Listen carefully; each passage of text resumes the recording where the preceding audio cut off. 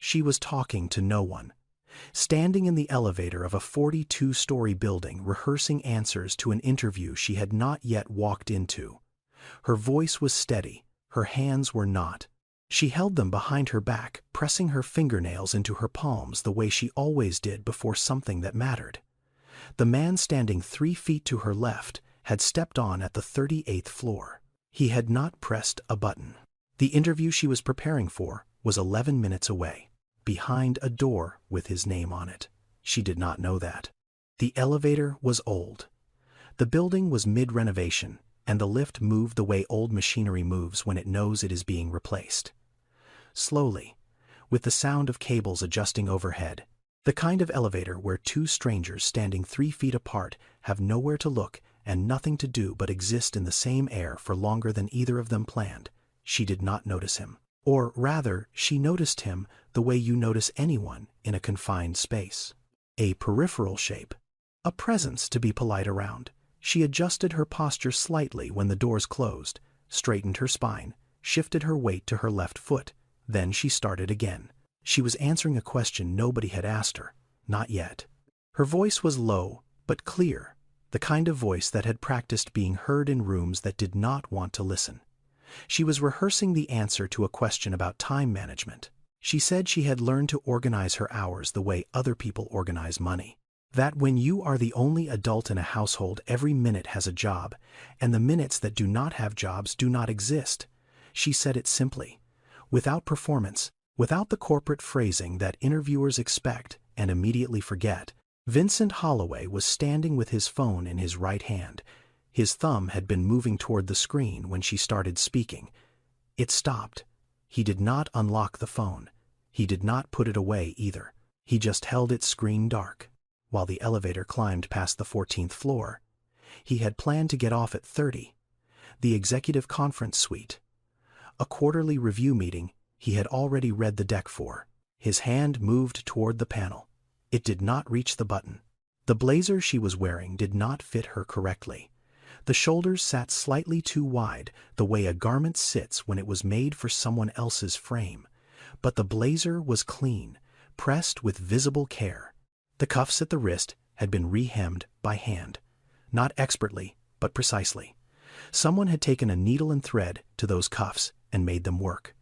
Her shoes were older than the blazer, black, polished to the kind of shine that requires effort, not expense. The sole on the left one was thinner than the right by a 1/4 inch. She had been walking unevenly for a long time. She held her handbag with both hands in front of her. Not loosely. The way you hold something when you need your hands to be doing something so the rest of you can keep functioning. The elevator passed the 22nd floor. She moved to the next question. The voice shifted slightly.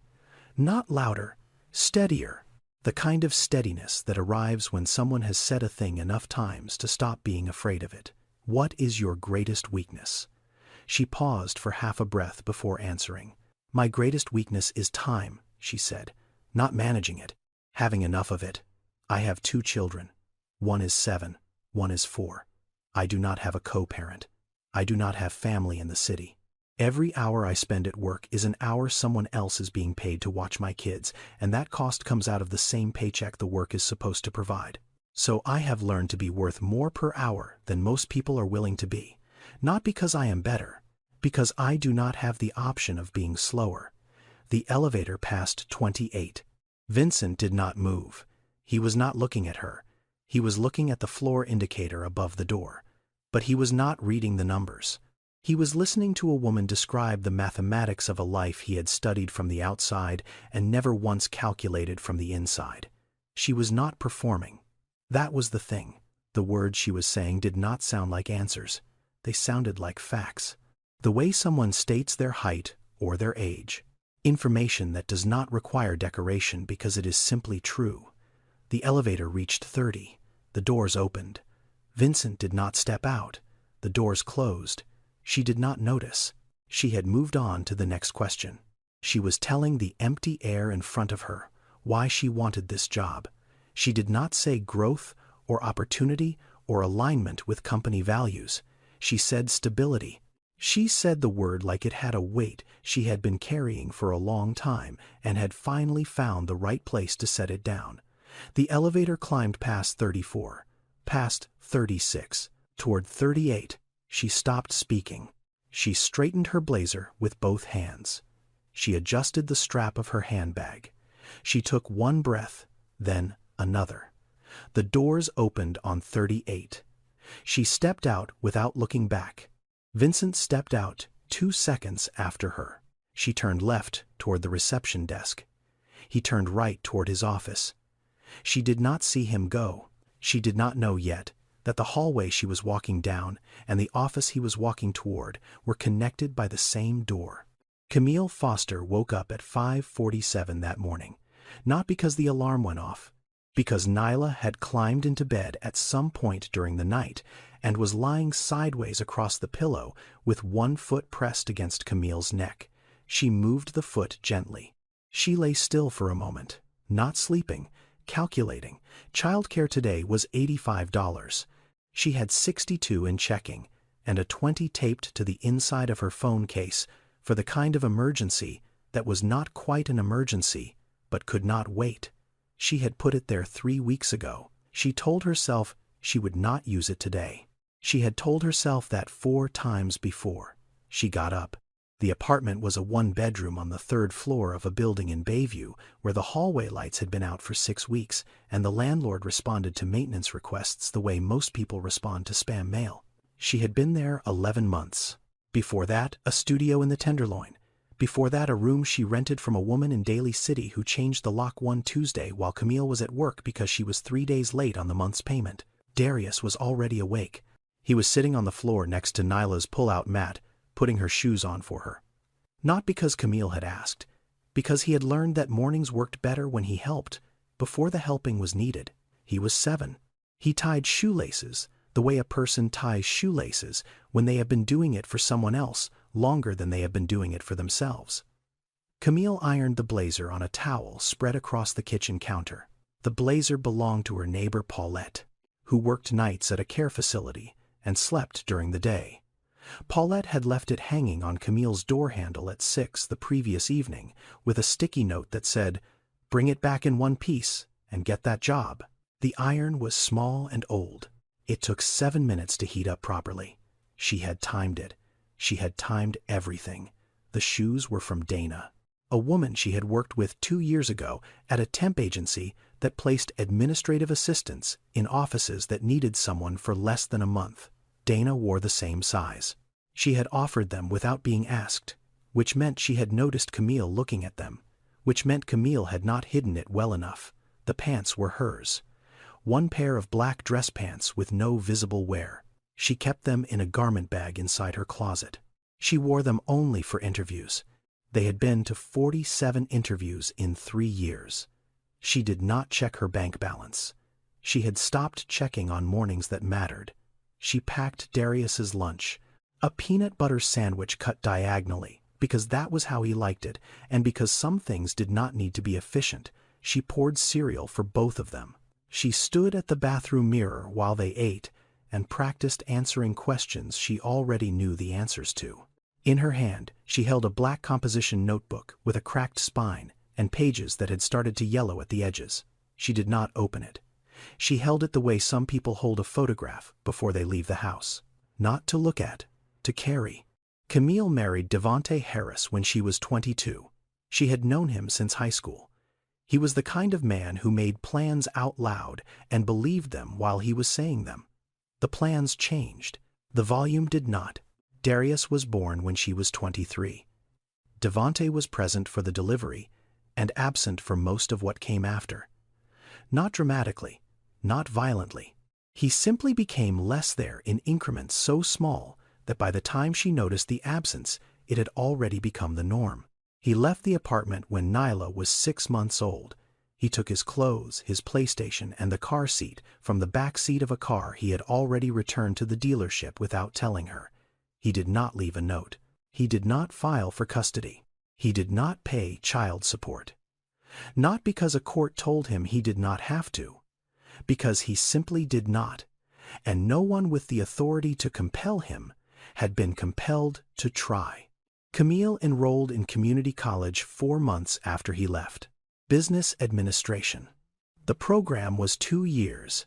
She completed it in 2.5 while working 2 jobs and raising 2 children under 3.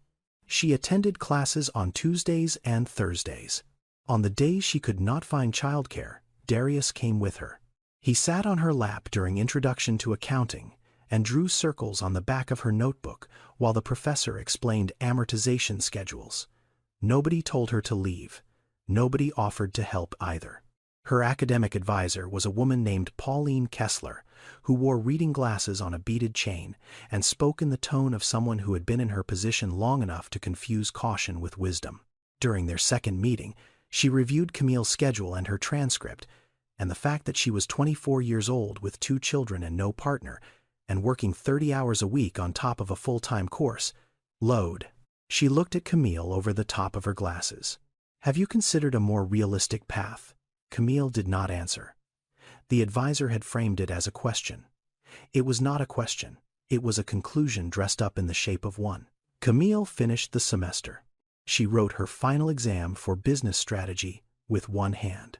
The other hand held a sleeping infant across her chest in a fabric carrier that she had bought for $4 at a yard sale in Excelsior. Nyla was 9 months old. She had fallen asleep 11 minutes into the exam and did not wake up until Camille handed in the paper and walked out of the building into the rain. She passed, not by a small margin, by enough to make the dean's list for the only semester she was eligible. She did not attend the ceremony. She could not afford the cap and gown rental. The academic advisor called it unrealistic. Camille called it Tuesday. Then Nyla got sick, not a cold. Not something that went away with rest and fluids and a week of missed daycare. A kidney condition that required hospitalization monitoring and 2 surgical procedures spaced 5 months apart. Camille slept in a reclining chair next to Nyla's bed for the first 3 weeks. Then on a folding cot the nurses brought her when they realized she was not leaving. Then back in the chair when another child needed the cot. 14 months. She did not work for 14 months. She applied for every assistance program the hospital social worker gave her. She sold the furniture she could not store. She moved out of the apartment because she could not pay rent from a hospital room. When Nyla was discharged, they moved into a shelter in the Mission for 6 weeks, then into the studio in the Tenderloin, then into the room in Daly City. Her resume carried a 14-month gap that sat between her degree and her work history like a crack in a windshield.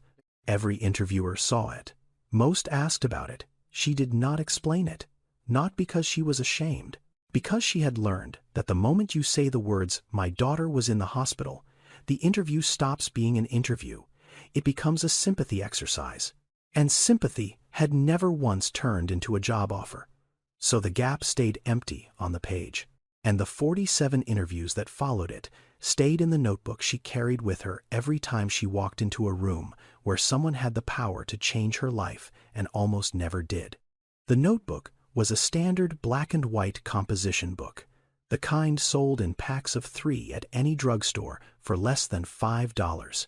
She had bought this one 4 years ago. The week after her 23rd interview ended with a handshake and a sentence that began with, "We'll be in touch."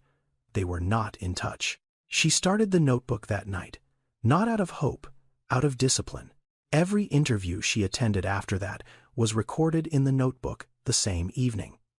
The date, the company, the position, the name of the interviewer if she remembered it, the questions they asked, the answers she gave, and beside each answer a small mark, a check if the answer worked, a dash if it did not, and next to the ones that did not work the revised version, the version she practiced until it replaced the original in her memory.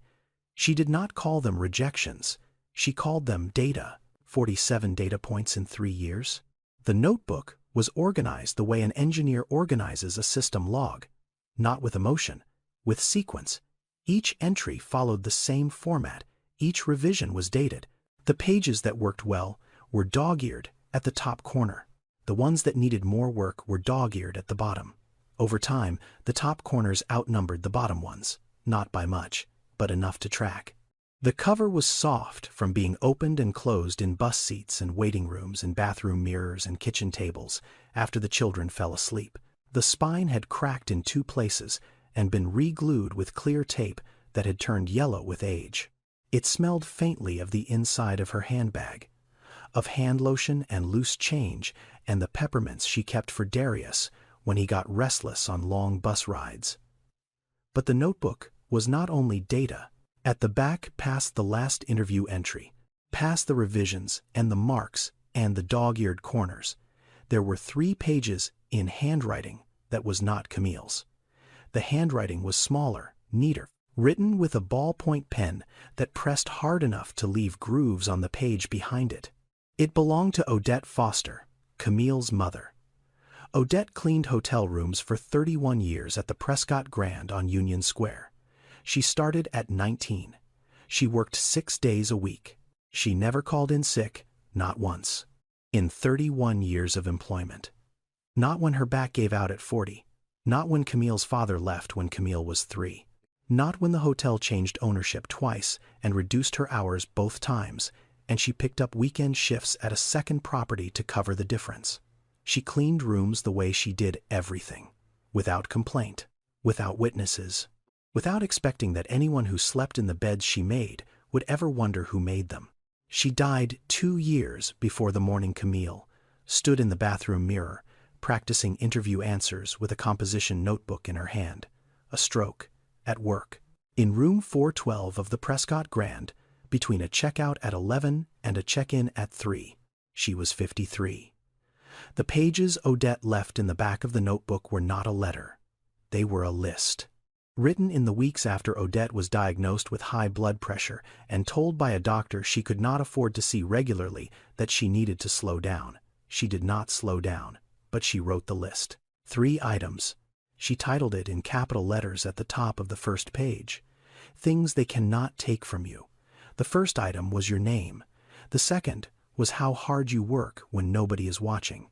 The third was how you walk into a room. Odette did not explain the list. She did not write a paragraph under each item. She did not frame them as advice or lessons or wisdom. She just wrote them. 3 lines, in handwriting that pressed hard into the page, as though she wanted to make sure the words would survive the paper. Camille did not find the list until after the funeral. She had taken the notebook out of her mother's bedside drawer, along with a Bible and a pair of reading glasses and a pay stub from the Prescott Grand, dated 4 days before Odette died. The list was folded into the back cover of the notebook. She read it once. Then she placed it in the back of her own composition notebook, behind the 47 interview entries, behind the data, behind the revisions. She did not read it before interviews. She did not need to. She knew what it said. She carried it the way you carry the voice of someone who is no longer there but whose instructions your body still follows without being told. How you walk into a room. Camille had walked into 47 rooms in 3 years. She had not gotten the job in any of them, but she had walked into every single one the same way. The way her mother walked into room 412 of the Prescott Grand on a Tuesday morning and did not walk out. Vincent Holloway built Holloway and Brandt Consulting over 11 years. The company did one thing. It told other companies how to hire. Not who to hire. How. The distinction mattered to Vincent the way grammar matters to a man who learned English as a second language. Precision was not a preference. It was the infrastructure everything else was built on. The firm consulted for Fortune 500 companies on workforce optimization, talent pipeline efficiency, attrition modeling, behavioral fit indicators. The language was clinical because the work was clinical. You fed data into a system. The system produced assessments. The assessments produced decisions. The decisions produced outcomes that could be measured in quarterly reports and presented on slides with clean fonts and confident arrows pointing upward. Vincent had spent 15 years watching hiring panels choose the wrong people for the right reasons. He knew exactly what separated a good employee from a good interviewer. They were almost never the same person.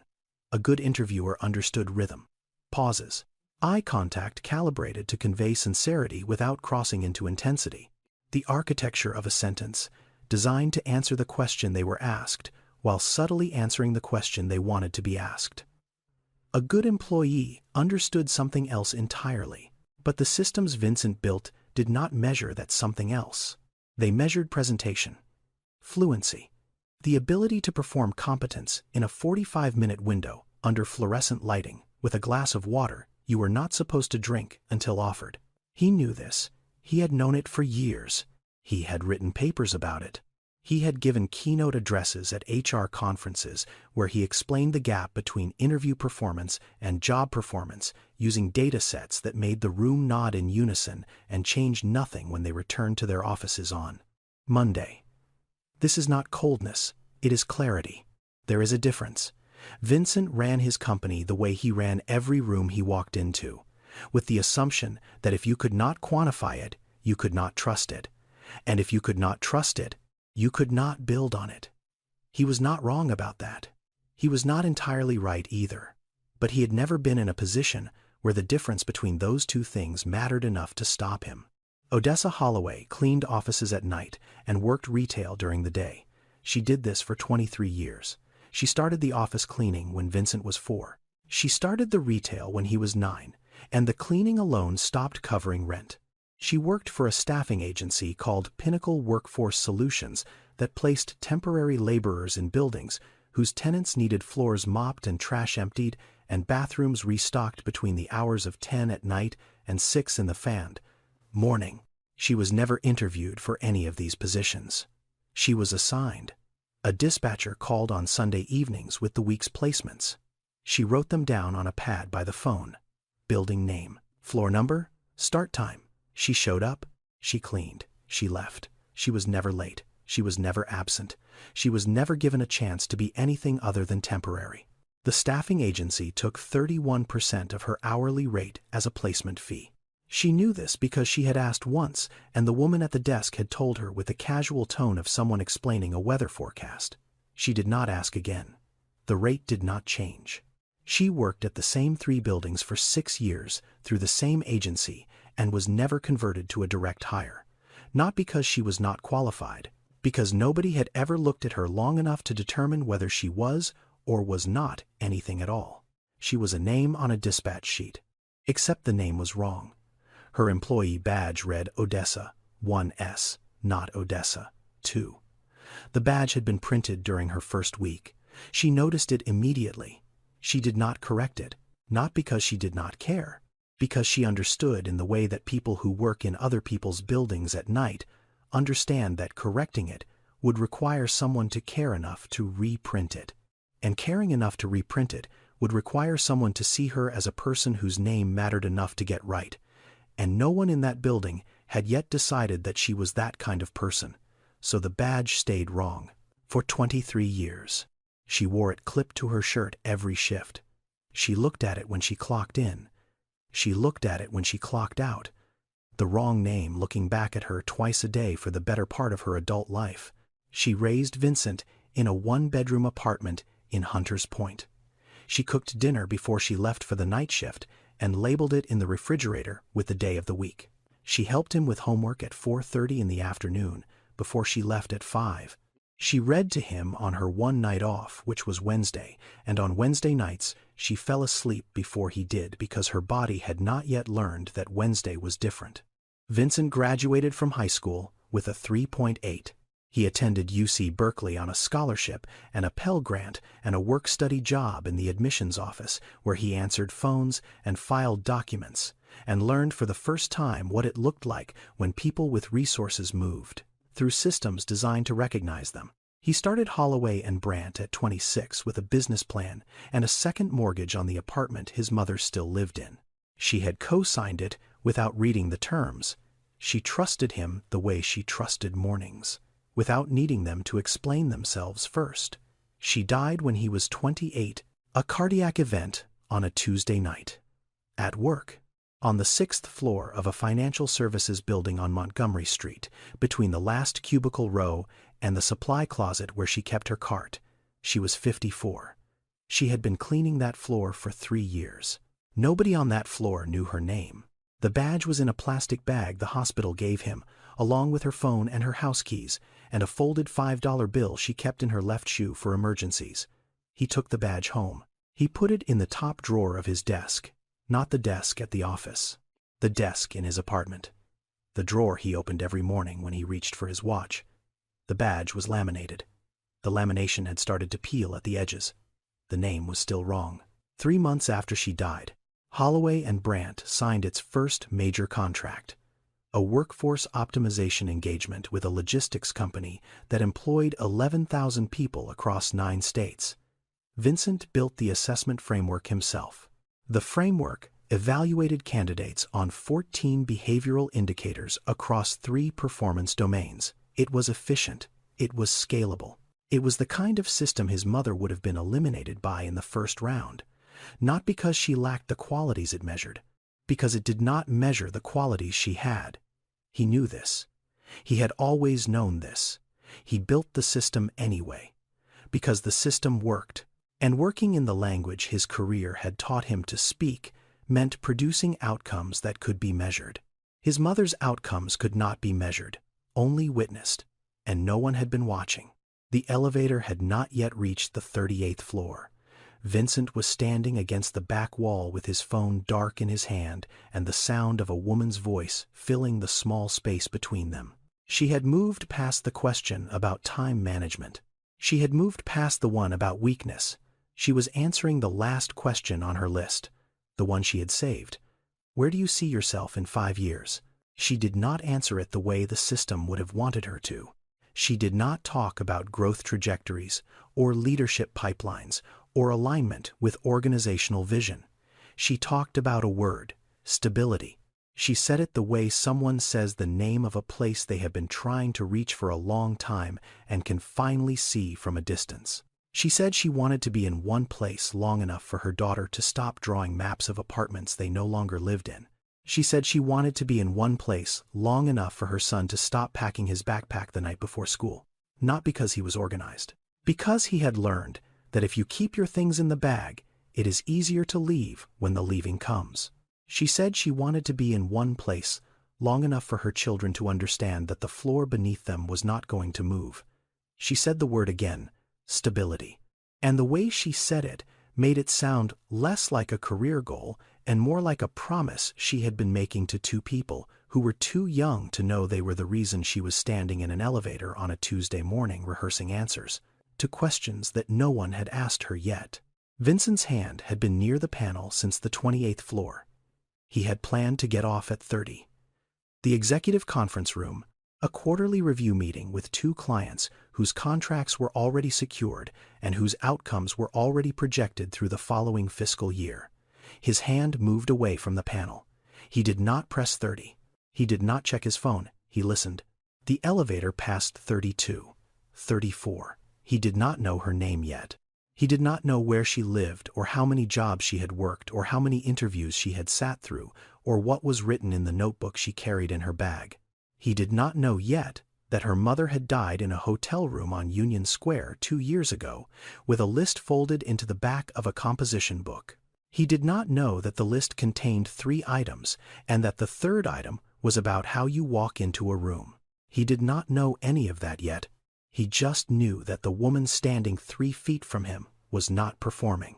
And in 15 years of building systems designed to evaluate people, he had almost never heard someone in a professional context say something that was not a performance. The elevator reached 38. The doors opened. She straightened her blazer. She stepped out. He waited 2 seconds. Then he stepped out after her. He turned right. She turned left. She did not know yet that both directions led to the same room. The interview room was on the 38th floor. Corner office converted for the purpose. Glass table. 4 chairs. 3 on one side, 1 on the other. The one on the other side was slightly lower than the other 3, not intentionally, but not corrected either. The view behind the panel faced west.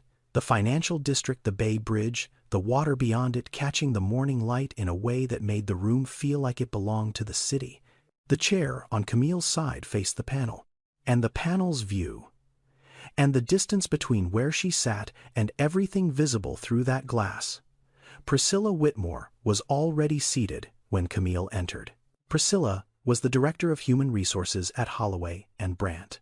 She had held the role for 6 years. She was precise. She was efficient. She conducted interviews the way a surgeon conducts a procedure, with a checklist, a timeline, and the professional courtesy of not wasting anyone's time, including her own. Her handshake was firm. Her eye contact was direct. Her pen was already uncapped when Camille sat down. Clyde Avery sat to her right, Senior Vice President of Client Operations. He had been with the company for 9 years. He smiled when Camille entered. Not a performance smile. The kind of smile a man gives when he has been in enough rooms to know that the person sitting across from him is nervous, and he remembers what that felt like. He shook her hand with both of his. The third chair was empty. A folio sat closed in front of it. A pen placed diagonally across the cover. A glass of water poured and untouched. Mr. Holloway sends his apologies. Priscilla said, "He will be joining us shortly." Camille nodded. She placed her bag beside her chair. Not on the table. Not on the empty seat. On the floor tucked against the chair leg where it would not be seen unless someone looked for it. The notebook was inside the bag. She did not take it out. She sat upright. She placed her hands flat on her thighs beneath the table, where no one could see whether they were shaking. They were not. She had done this 47 times. Her hands had learned. She looked at Priscilla and shook her hand and held her gaze for exactly the right amount of time. Not too long, not too brief. The calibration of someone who has studied the mechanics of first impressions the way a musician studies scales. Not because it came naturally, because she had practiced until the practice became invisible. Priscilla opened the folio. Clyde uncapped his pen. The empty chair stayed empty. Camille did not look at it. She did not need to. She could feel its presence the way you feel an open door in a room where all the others are closed. Something was going to come through it. She just did not know what. Priscilla asked the first question. "Tell us about a time you managed a project with limited resources." Camille paused. Not long. 2 seconds. The kind of pause that looks like hesitation but is not. It is measurement. The way a carpenter holds a board against a line before cutting. She was choosing where to begin. She began with the temp assignment at a logistics company in South San Francisco, where she had been placed as an administrative assistant for 3 weeks, and ended up reorganizing the shipping intake process because nobody else had, and the backlog was costing the warehouse 11 hours of overtime per week. She explained what she did. She explained why. She explained the outcome. Priscilla wrote something down. Clyde nodded. The answer was structured, not rehearsed. Structured the way a person structures their thinking when they have done enough of something to know the shape of it before they start speaking. She did not use the word "I" more than necessary. She did not lean forward or gesture with her hands or fill the silence after she finished with a qualifier. She said what she had to say. Then she stopped. Priscilla asked a second question. "How do you handle conflicting priorities?" Camille answered. A situation at the staffing agency where 2 supervisors gave her overlapping deadlines, and she completed both by reordering the steps in a way neither supervisor had considered, because neither of them had been doing the task themselves. She described the reordering specifically. Which steps she moved, what time she saved, how the solution became the default process after she left. She did not say she was proud of it. She said it worked. Clyde asked a question about teamwork. She answered with a story about training a new hire at a retail position while covering a double shift because the evening supervisor had quit without notice. She trained the new hire during her first shift. She covered the floor during her second.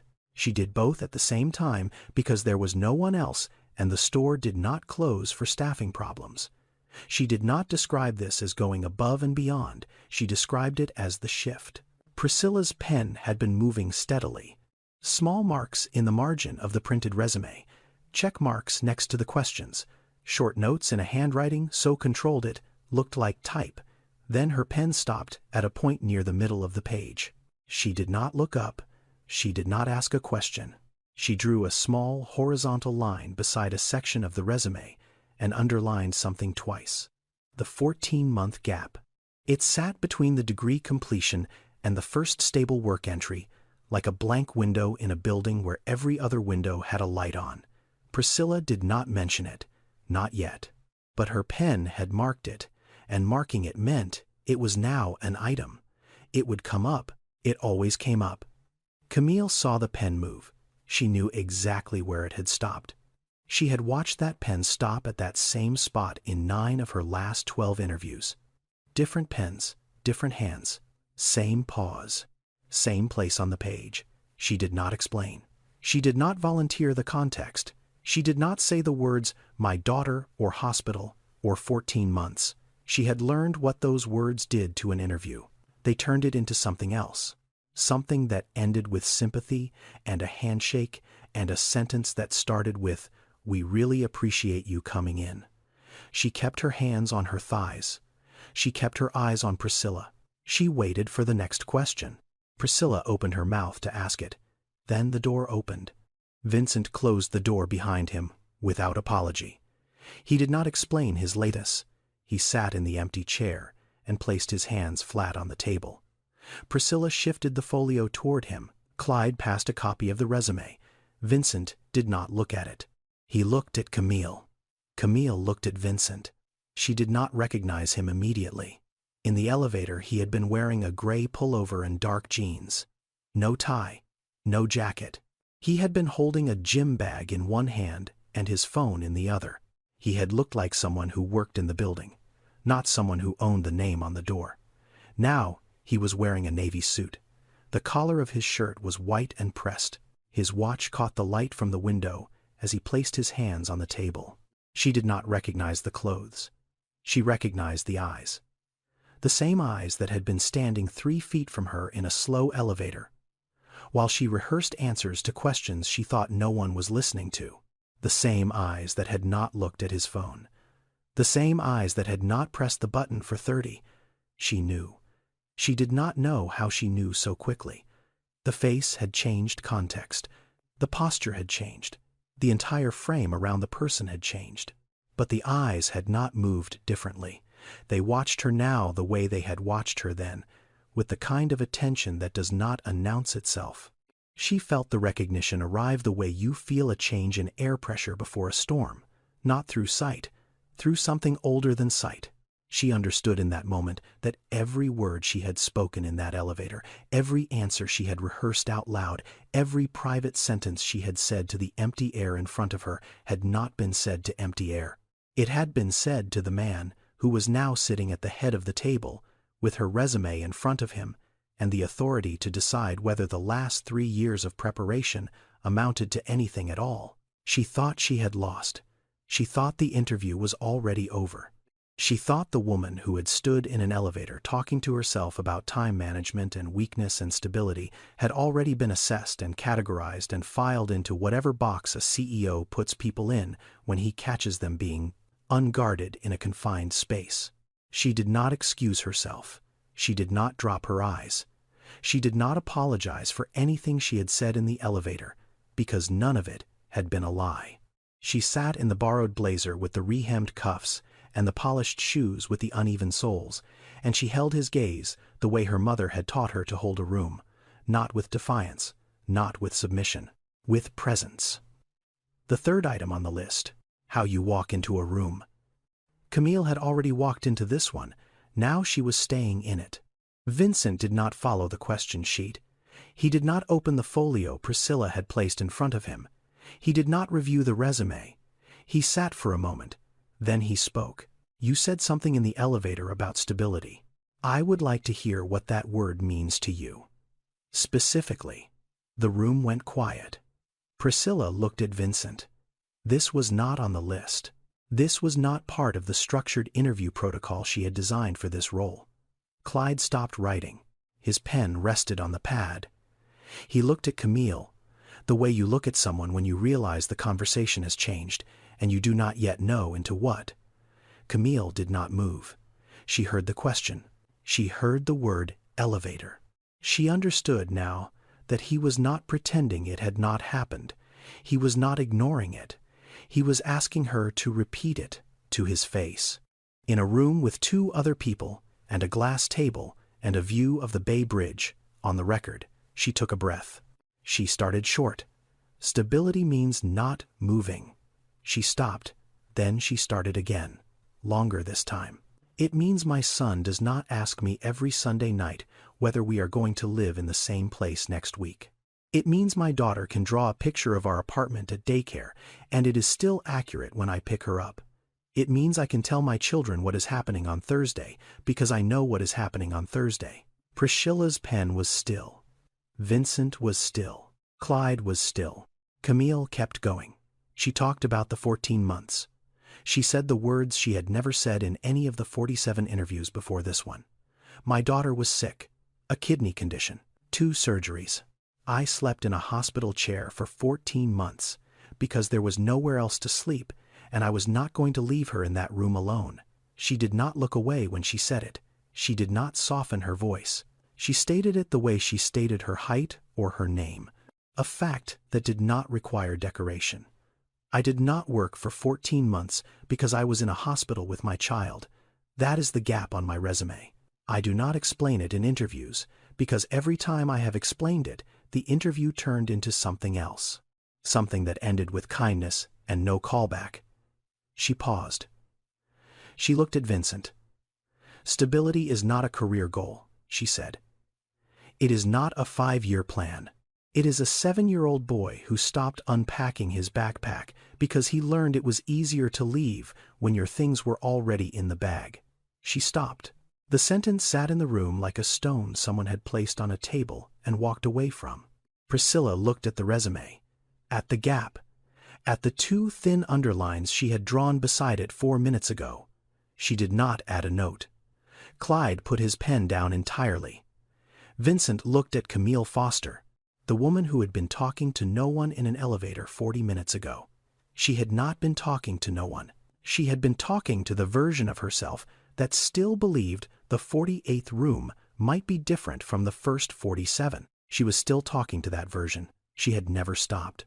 Holloway and Brandt Consulting published a workforce analytics report every year. The report was distributed to clients cited in trade publications and used as a benchmark across the consulting industry. Vincent had overseen every edition for 11 years. The data was precise. The methodology was rigorous. The conclusions were actionable. In the most recent edition, the report included a section on hiring bias and candidate attrition modeling. The section contained a finding that was not new. It had appeared in similar form in 6 of the last 8 editions. Candidates with resume gaps exceeding 12 months were 35% more likely to be screened out before the first interview. Not rejected after the interview, screened out before it. The gap itself functioned as a filter. Not because hiring managers were instructed to eliminate candidates with gaps, because the system was built to prioritize continuity, and continuity in the language of workforce analytics meant an unbroken sequence of employment that followed a predictable pattern. The report did not call this bias. It called it a stability indicator. The system measured 3 of them: employment continuity, residential consistency, credential linearity. A candidate who had moved 3 times in 4 years, held more than 2 positions in the same period, and completed a degree outside the standard timeline was flagged as a moderate to high attrition risk. The algorithm did not know why the candidate had moved. It did not know that the moves were from a shelter to a studio, to a room with a landlord who changed the locks on a Tuesday. It did not know that the 3 positions were not instability, but necessity. That each one was held simultaneously, not sequentially. It did not know that the degree was completed with an infant asleep on the candidate's chest during a final exam. The algorithm identified Camille Foster as a moderate to high attrition risk based on 3 stability indicators. The algorithm did not have a field for sleeping in a hospital chair for 14 months. Vincent knew this. He had known it for years. He had presented the data at conferences. He had written about the gap between what hiring systems measured and what they missed. He had published the finding year after year in the same report with the same recommendation: that companies should develop supplemental assessment protocols to account for nonlinear career paths. The recommendation appeared on page 47 of the most recent edition. It had appeared on page 47 of the edition before that. No client had ever implemented it. Vincent had never required them to. The system was not biased. It was precise. And precision without context is just a faster way to be wrong. The data showed that single mothers faced callback rates 35% lower than demographically comparable candidates without children. The data showed that the phrase cultural fit used in 71% of post-interview evaluations correlated with the rejection of candidates whose personal circumstances did not match the interviewer's assumptions about what a stable employee looked like. The data showed that the most reliable predictor of long-term employee retention was not credential linearity or residential consistency. It was what the report called persistence under resource constraint, the ability to maintain output when the inputs were reduced. The data had been in Vincent's report for 3 years. Page 51. He had read it. He had approved it for publication. He had never once applied it to his own hiring process. He had built a system that could identify exactly the kind of person who would be eliminated by the system he had built. And he had let the system run, not out of cruelty, out of efficiency.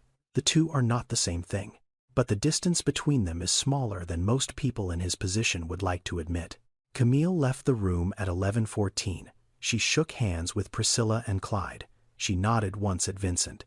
She picked up her bag from beside the chair leg. She walked out the way she had walked in. Steady, unhurried.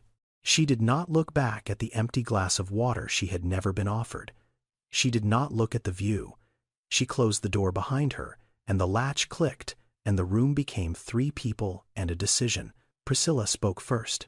She spoke the way she always spoke after an interview, with the resume open in front of her and her notes organized by question number and her assessment already structured before her mouth opened. "The candidate is competent," she said. "Communication skills are above average. Task examples were specific, measurable, relevant." She paused. However, the word sat between the sentences like a gate. There is a 14-month employment gap with no documented explanation. 3 residential changes in 4 years. 2 of the 3 stability indicators fall below the threshold we set for this role. She looked at her notes.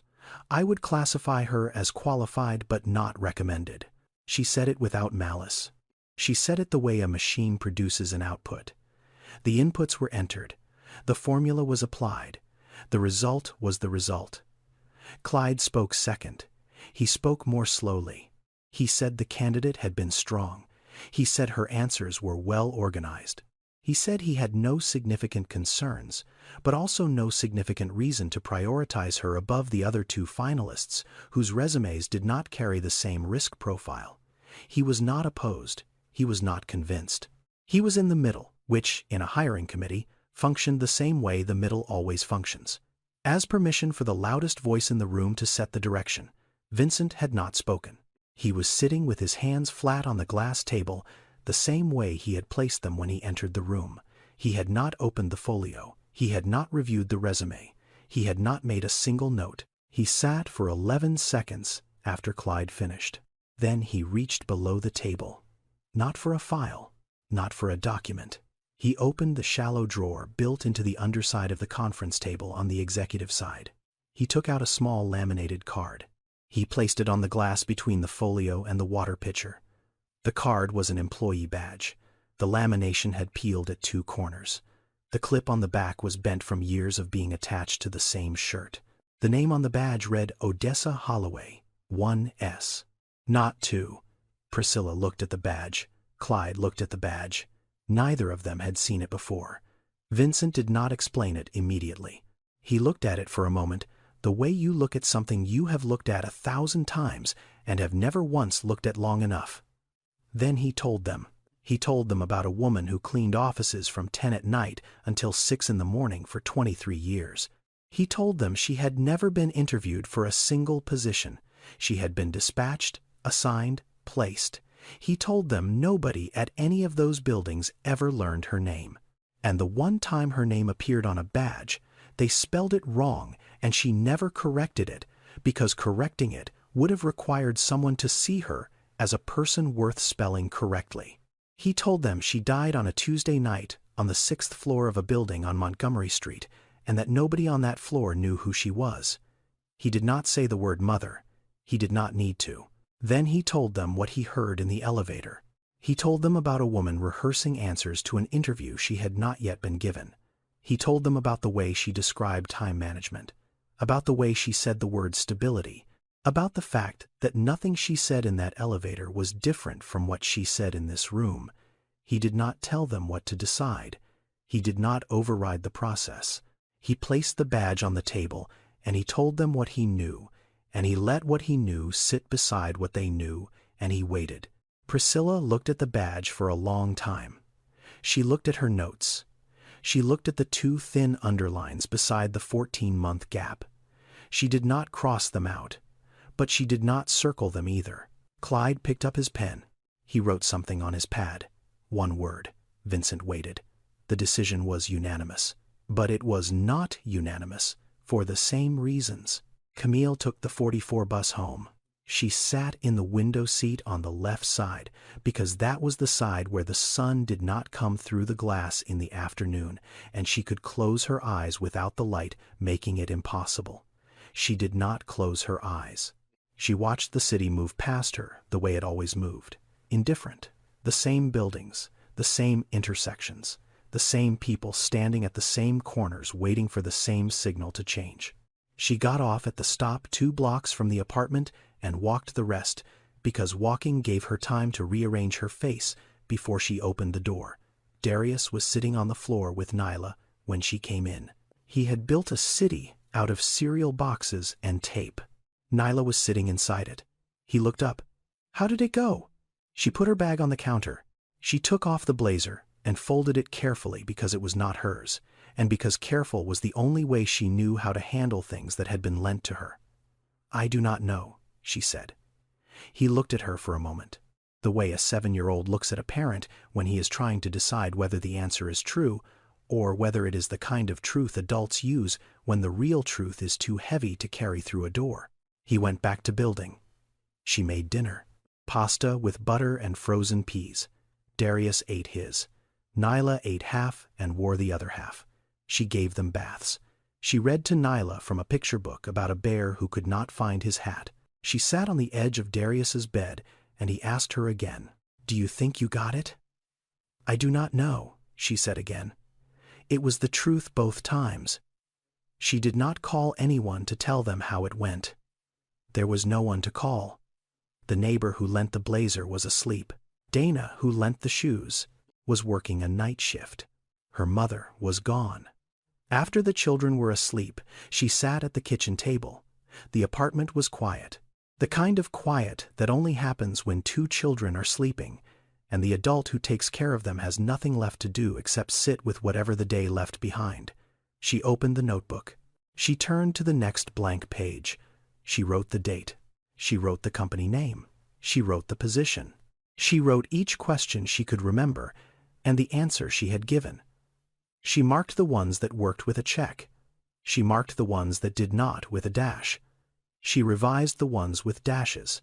She did this the way she had done it 47 times before, without ceremony, without hope, and without hopelessness, with the steady hand of someone who understood that preparation was not optimism, it was labor, and labor was the one thing she had never been afraid of. She reached the last page of interview notes. Then she turned past it, past the data, past the checks and dashes, to the back of the notebook where the pages were different, where the handwriting was not hers. She looked at the 3 lines her mother had written in ballpoint pen that pressed hard enough to leave grooves on the page behind it. Things they cannot take from you. Your name. How hard you work when nobody is watching. How you walk into a room. She read the 3rd line. She thought about the moment Vincent walked through the door, and she recognized his eyes and understood that the man who had heard everything she said in the elevator was the man who would decide whether any of it mattered. She had not looked away. She had not apologized. She had not explained or qualified or softened. She had stayed in the chair in the borrowed blazer with the re-hemmed cuffs, and she had answered his question about stability with the truth. Not because she was brave, because she had run out of other options, and the truth was the only thing she had left that still fit. She closed the notebook. She placed it on the table.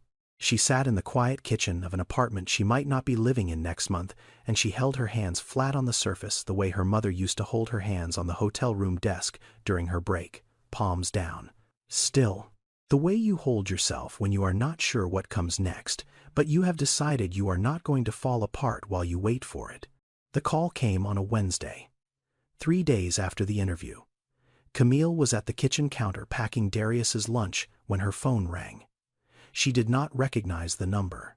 She answered the way she answered every unknown number, with the voice she used for landlords and bill collectors and automated systems, the voice that expected nothing. "This is Vincent Holloway." She stopped moving. The peanut butter knife was in her right hand. She set it down on the counter. She did not sit. She stood. "I want to be honest with you about something before I say anything else," he said. She waited. She had been waiting for phone calls like this for 3 years. She knew the architecture. The pause before the polite rejection. The compliment that preceded the decline. The phrase, "We were very impressed," followed by the word, "however." She knew all of it. She had 47 versions of it stored in the notebook on her kitchen table. "I was in the elevator," he said. "I know," she said. "I heard everything you said." "I know," she said again. He was quiet for a moment. The line held. Neither of them filled it. Then he spoke. "The hiring committee made a unanimous decision. We would like to offer you the position." She did not respond immediately, not because she did not hear him, because the sentence did not match any of the 47 patterns she had memorized. It did not begin with, unfortunately. It did not contain the word, "however." It did not end with a referral to another opening or a suggestion to reapply in 6 months. It was a sentence she had never practiced a response to. "But I need you to understand something," he continued. "I did not hire you because of what I heard in the elevator. I did not hire you because I felt sorry for you. I hired you because you were the best person in the room." The elevator did not change that. It confirmed it. She stood at the kitchen counter with the phone against her ear, and the peanut butter knife on the counter, and the cereal boxes from Darius's city still stacked against the wall. She did not cry. She did not thank him 3 times, or ask him to repeat it, or say she would not let him down. She said one word, "When," he told her. She wrote the start date on the back of a grocery receipt with the pen she kept next to the phone, Monday, 8:30, 38th floor. She hung up. She stood in the kitchen for a full minute without moving. Then she picked up the knife. She finished making the sandwich. She cut it diagonally, because that was how Darius liked it. And because some things do not change just because everything else is about to. Camille arrived at 8:12 on her first Monday, not because 8:30 was not early enough, because 8:12 was when the bus dropped her off, and waiting 18 minutes in the lobby felt like wasting time she had spent 3 years learning not to waste. She found her desk. She placed her bag beneath it. She placed the notebook inside the bag. She did not take it out. She did not need to anymore. The desk was real. The chair was real. The nameplate had her name on it, spelled correctly. She started working before anyone showed her the system. She figured out the filing structure by reading the folder labels. She figured out the phone extension by calling herself from the lobby phone during her first break. She figured out the coffee machine by watching the person who used it before her and doing what they did the way she had figured out everything else in her life, by paying attention when no one expected her to. She arrived early every day that week, not to impress anyone, because early was who she was. It had always been who she was. Her mother had never been late in 31 years. Camille had never been late in her life. These were not habits. They were inheritances. After the second month, something changed at home. It was small. So small that someone who did not live inside the math of Camille's daily life would not have noticed it. Darius stopped asking. He did not ask on a Sunday night whether they would be living in the same place the following week. He did not ask on a Monday morning whether the bus route would change. He did not ask. The question that had appeared in the story 3 times simply stopped appearing, and its absence was louder than it had ever been. Nyla brought home a drawing from daycare. Crayon on construction paper. A tall building. 42 floors. Though the floors were uneven and the windows were different sizes, and the door at the bottom was bigger than any real door. At the top of the page in the teacher's handwriting, because Nyla could not yet write her own words, it said, "Mommy's Building." Camille put it on the refrigerator. She looked at it every morning while she made lunches. It was the first drawing Nyla had ever made of a place that still existed when she came home. One afternoon in the 3rd month, Vincent walked into the break room on the 38th floor to refill his water. Camille was not there, but her notebook was. It was sitting on the table beside a half-finished cup of coffee, open, not to a page of interview data, not to a page of checks and dashes. It was open to the back, to the pages with handwriting that was not Camille's.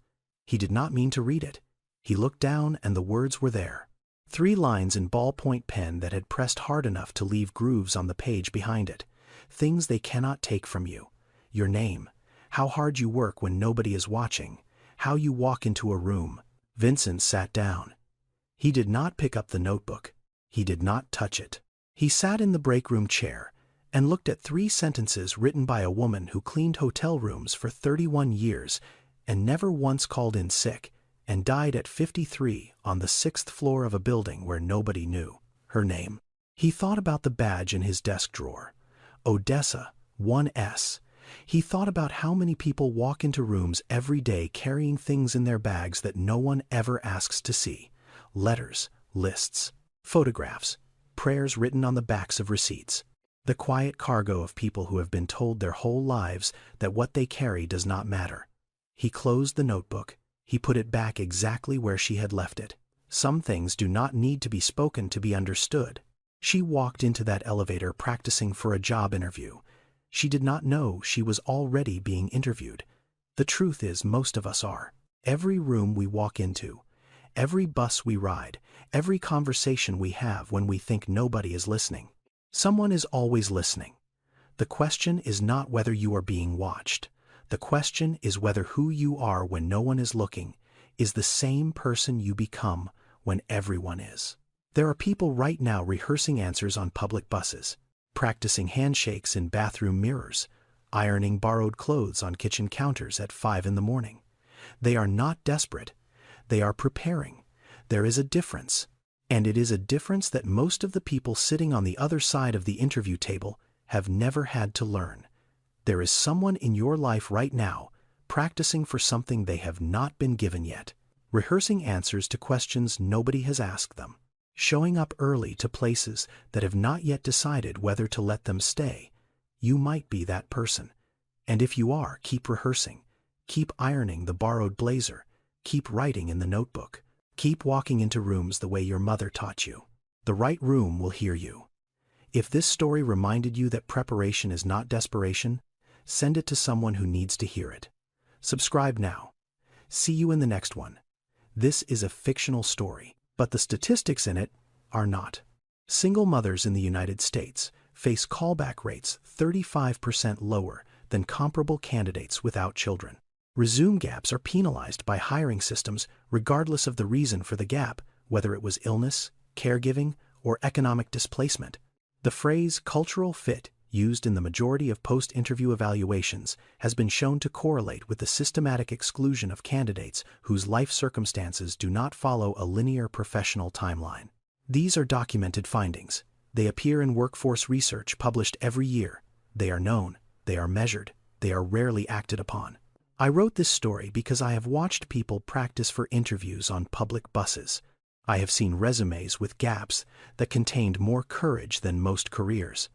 And I have sat in rooms where the best candidate was not the one who performed the best, but the one whose performance and person were the same thing. That distinction matters. It should matter to more people than it currently does, if it made you think good. Thinking is the first thing that has to happen before anything changes. Thank you for watching. See you in the next one.